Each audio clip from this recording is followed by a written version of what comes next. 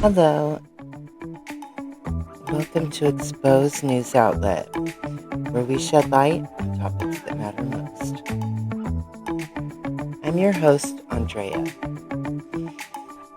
Today, we're discussing the Trump-Netanyahu-Iran war and the growing number of lost soldiers, civilians, and innocent people impacted, while the cost of living spikes and inflation continues to rise. But before we do, if I can ask, have you hit that subscribe button if you haven't already? Please be sure to like the video. It helps get the message out to more people. Thank you. Now let's get to the news. We are watching a rapidly escalating conflict involving Iran, Israel, and the United States. And things are no longer moving in sync. Reports and statements suggest a major inflection point. The U.S. is signaling openness to diplomatic talks, while Israel appears surprised and in some cases resistant to that shift. That disconnect matters because when allies are no longer aligned on end goals, wars become more unpredictable and more dangerous. Let me show you this clip. You know, the only two people that were quite disappointed, I don't want to say this, but I have to. I said, Pete and General Raisin Kane, I think this thing's going to be settled very soon. Here they go. Oh, that's too bad. Pete didn't want it to be settled. It's these guys are doing a great job. That's a good attitude, though, Tom, right? They were not interested in settlement. They were interested in just winning this thing. Yeah, please. Here's what's raising eyebrows. The U.S. has begun floating diplomatic pathways and de-escalation. Israeli leadership is signaling continued aggressive posture. Messaging between the two is no longer unified. This is the kind of fracture that historically marks a turning point in conflicts. One side starts asking, how do we end this? The other asks, how do we win this? Those are not the same objective. In fact, it's pretty hard to even get an objective of why we're even there. Let me show you this clip. Iran boldly throws down the gauntlet to President Trump after its reported strike on the USS Lincoln carrier group in the Persian Gulf. Iranian Parliament Speaker Ghalibaf warns that deploying U.S. troops will not stabilize a war already spinning dangerously out of control. Iran signals close surveillance of every U.S. military move as Washington contemplates a fresh buildup in the Middle East theater. The U.S. rushes over 1,000 additional troops to the region, even as Iran dismisses ongoing ceasefire initiatives as insincere. Ghalibaf cautions that U.S. soldiers risk becoming victims to Netanyahu's persistent policy delusions in the protracted conflict. Iran's parliament speaker issued a cautionary statement to the United States regarding its planned troop reinforcements in the Middle East, underscoring Tehran's preparedness to counter-escalation through resolute defensive measures. Mohammad Bagher Ghalibaf asserted that additional ground deployments cannot rectify operational shortcomings attributable to U.S. and Israeli command decisions. Ghalibaf indicated continuous Iranian surveillance of U.S. military repositioning as Washington organizes further personnel transfers to the theater. The advisory coincides with Associated Press reports confirming at least 1,000 troops dispatched as part of incremental force augmentation initiatives. Galabaf characterized the initiative as fundamentally ineffective, contending that infantry presence fails to compensate for prior strategic miscalculations in the campaign. Galabaf further cautioned that American personnel risk entanglement in what he termed Israeli Prime Minister Netanyahu's unrealistic policy expectations. Netanyahu statement reacting to diplomacy talk. Now, let's talk about why analysts are saying Iran may currently have the upper hand, at least geographically and strategically. The key factor, the Strait of Hormuz. This narrow waterway is one of the most critical oil choke points on Earth. A massive portion of global energy supplies moves through it. Over 20% of the world's supply, actually. If Iran disrupts it even partially, the global economy feels it almost immediately. Oil prices spike, shipping slows or halts, inflation rises globally, including here at home. Let me show you this clip. Iran's Supreme Leader Ayatollah Ali Khamenei has been killed in strikes by the US and Israel, one of the most serious escalations the region has seen in decades. Ya Allah! Iran has vowed what it calls a most devastating response and is already attacking Israel and US military bases across the Gulf. As the world focuses on the strikes and rising tensions, attention is also turning to one narrow stretch of water with global impact: the Strait of Hormuz.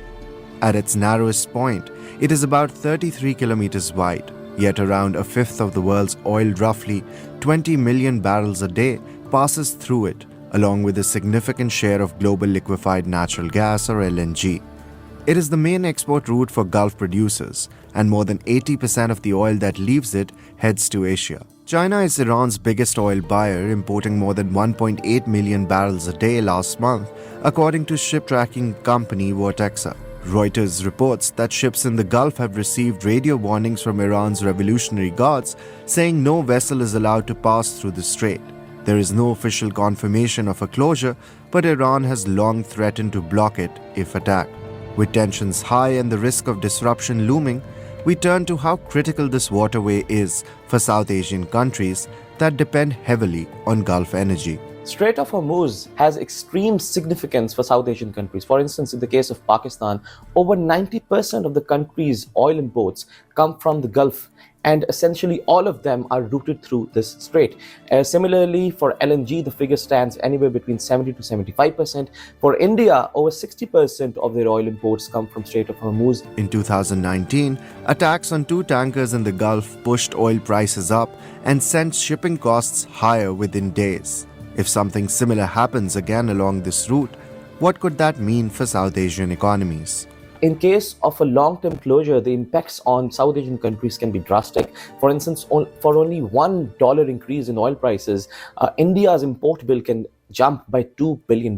Now, if the strait is closed for more than a week or something, we can see oil prices essentially jumping to $100 or in extreme cases $150. Similarly, for Pakistan, we can witness a jump of about 30 to 40% in food inflation. Overall, it also serves as an important node in global trade, and therefore we can also say that global trade in terms of goods and merchandise for South Asian countries will also be impacted. For South Asia, the stakes are clear. What happens in this narrow stretch of water is not just a Gulf issue. It could ripple through economies and households thousands of miles away. Military analysts have warned about a worst-case scenario involving attempts to seize or control islands near the Strait of Hormuz. Here's the issue. Even if opposing forces took those islands, they would be extremely vulnerable. Why, you ask? Iran's mainland is very close. Drone warfare, missile systems, and rapid strikes can hit from multiple angles. U.S. assets are farther away. U.S. bases are not close. Supply lines become stretched and exposed. That's why experts are calling it a potential meat grinder scenario where Holding territory becomes more dangerous than taking it. Let me show you this clip. This ground invasion of Iran could take a few weeks. That's what they're saying. Here's an interesting article from The Atlantic, which Faitux News explains, but this is from The Atlantic, about what the U.S. troops would face in an invasion of Karg Island. Sure, the U.S. troops may well take Karg Island, only to endure ballistic missile strikes, drone attacks, and petrochemical smoke, all without a reliable means of obtaining logistical support. Because if you think about it, Karg is far, 140 miles from American assets in Kuwait City, very close to Iran's coast. And this, most people who know anything about military logistics say this will obviously be a disaster. We'll be throwing our Marines into a meat grinder, basically. By the way, the same way Putin does that in Ukraine. While governments debate strategy, real people are paying the price. Civilians caught in crossfire, soldiers deployed into escalating danger, families displaced, infrastructure destroyed.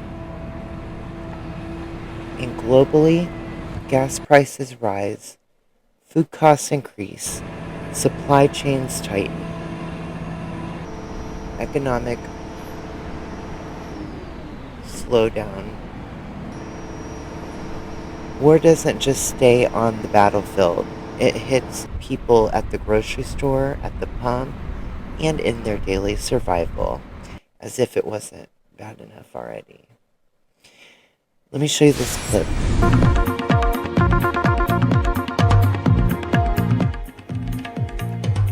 Let's start with breaking news coming in of Tehran mines the Karg Island and sends additional troops after reports have emerged of a possible US ground movement. The report there suggesting that Iran is now preparing for that potential ground attack by the United States. Do remember that there are more Marines heading to the Persian Gulf by the United States to the tune of 7,000 Marines and troops. Now, by laying traps around the Karg Island is something that Iran is now, possibly factoring in that there could be boots on the grounds, that there could be a possible ground movement, and the Karg Island is, high up on the agenda as far as targeting Iran is concerned. Vishal Vivek, my Iran flatly quashed US claims of peace talks and unleashed its 81st wave of Operation True Promise 4 in a sharp response. No negotiations have taken place so far. They have put forward some ideas. I saw in 1 or 2 places that it was described as a 15-point plan. For now, our policy is to continue resisting and to continue defending the country. As Washington threatened harder hits, Iran pounded key Israeli cities, Haifa, Dimona, Hadera, and Tel Aviv, in its latest multi-target missile barrage. In the latest wave, US bases in Bahrain, Jordan, and Kuwait came under fresh fire again, dragging Washington's key regional hubs deeper into the line of fire. Inside Israel, more than 5,000 people have now been injured since the war began. Are Israelis paying the price for Trump and Netanyahu's war? Mujtaba Khamenei's arsenal of Ahmad, Chiam, Khorram Shafor, and Qadr missiles continue to rain down on Israeli and US-linked targets, flexing Iran's ability to keep up complex salvos week after week. The Islamic Revolutionary Guard Corps announced the launch of the 81st wave of its Operation True Promise 4 on March 25th, signaling that its missile and drone campaign is continuing at a high tempo. According to the IRGC, the latest strikes were aimed at more than 70 targets, including the Israeli cities of Haifa, Dimona, Hadera, and Tel Aviv.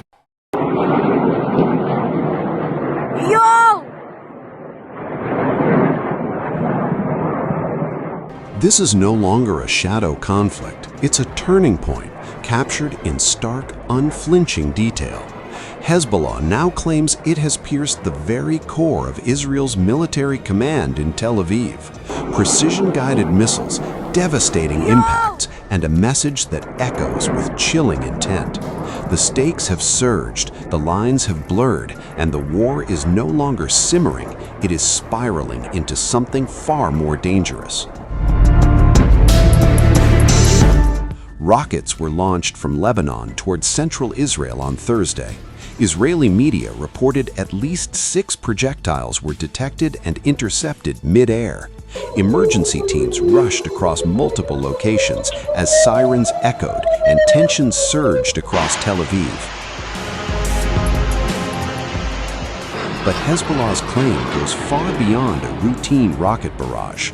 The group says it targeted the Kiryat complex, Israel's defense ministry headquarters, along with the Dolphin barracks linked to military intelligence.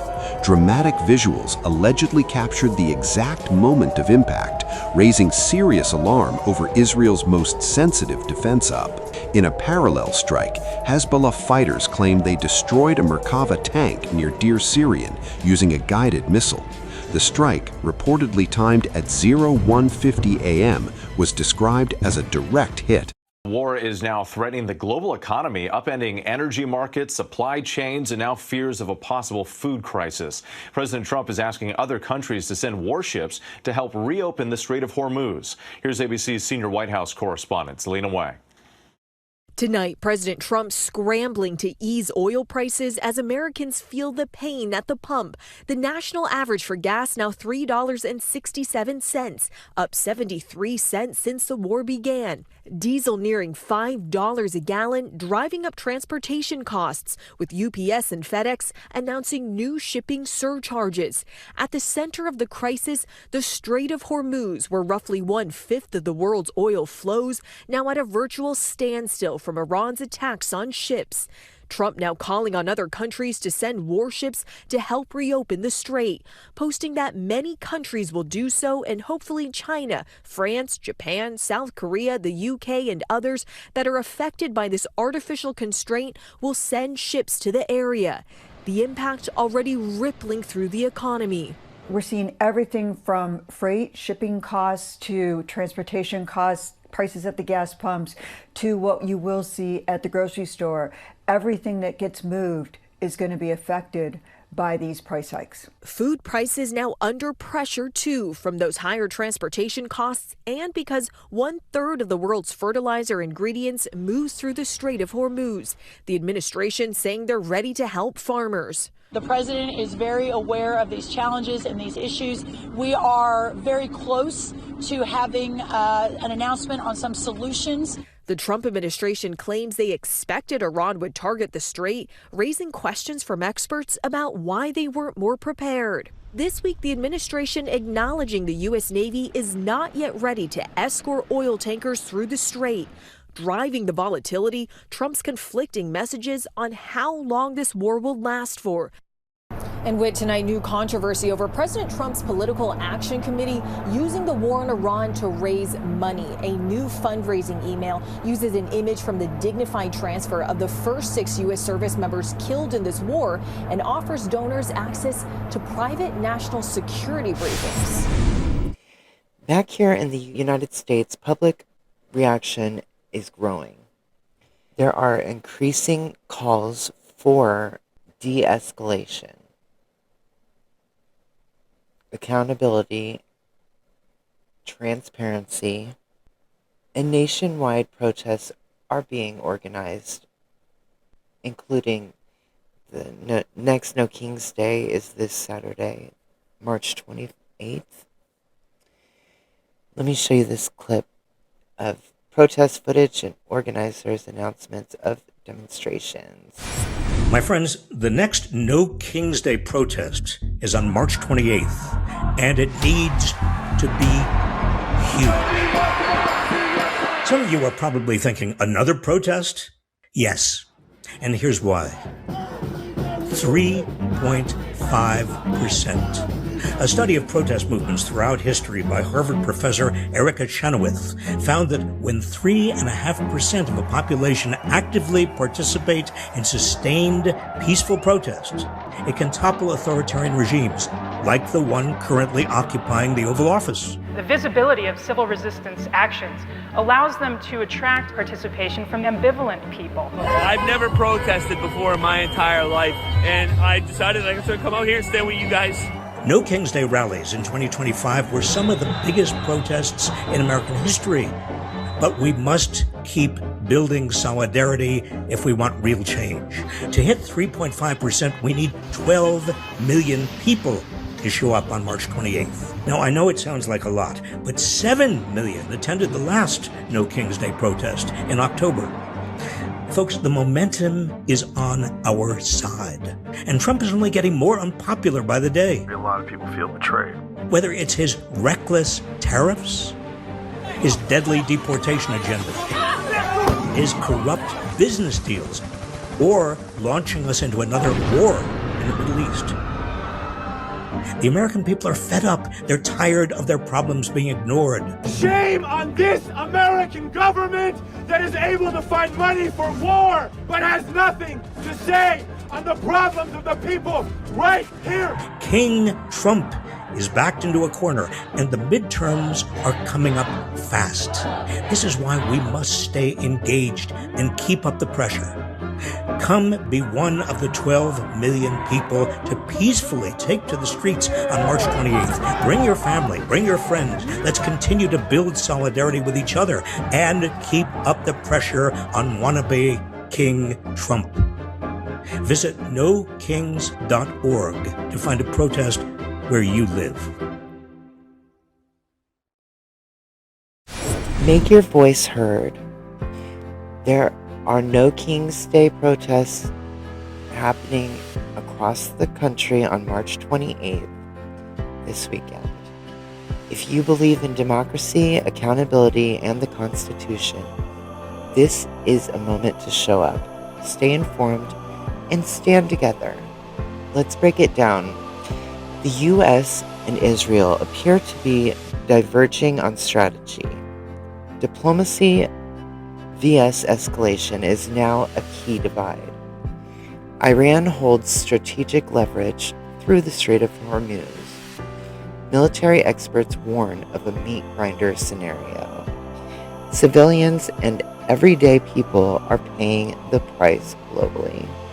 This is a developing situation, and we will continue to follow it closely. If you haven't already, please be sure to hit that subscribe button, like this video, and turn on your notifications so you don't miss any updates, please. Be sure to share it on your platforms and help get the message out to the masses. Thank you for being here and watching and for staying informed. And I'll see you in the next one. As always, be kind to yourselves and be kind to others. Thank you. Stay safe.